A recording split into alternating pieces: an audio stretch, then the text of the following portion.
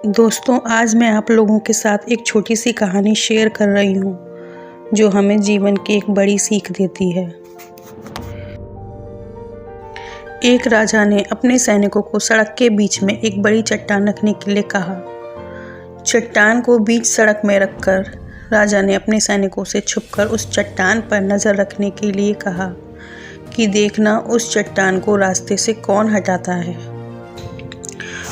लोग उस जगह पर आते रहे और जाते रहे, लेकिन किसी ने भी उस चट्टान को रास्ते से हटाने की कोशिश नहीं की।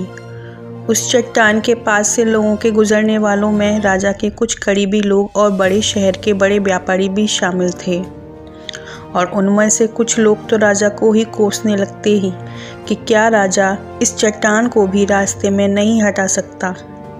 लेकिन किसी ने भी उस चट्टान को रास्ते से हटाने का प्रयास नहीं किया। ऐसा काफ़ी दिनों तक चलता रहा। एक दिन एक किसान अपनी सब्जियों के साथ उधर से गुजर रहा था।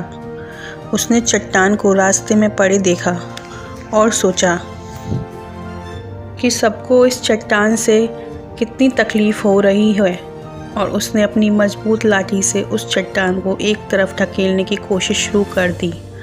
काफ़ी कोशिशों के बाद वह उसे सड़क से हटाने में कामयाब हो गया। चट्टान रास्ते से हटाने के बाद किसान अपनी सब्जियों को उठाकर जाने ही वाला था कि अचानक उसकी नज़र एक पोटली पर पड़ गई, जो ठीक उसी जगह पर पड़ी थी जहां से उसने वह चट्टान हटाए थे। उसने उस पोटली को खोलकर देखा तो उसमें सोने के कई सिक्के थे, और उन सिक्कों के साथ राजा का एक संदेश भी था, जिसमें लिखा था कि यह सोने के सिक्के उनके लिए हैं जो इस चट्टान को रास्ते से हटाएगा।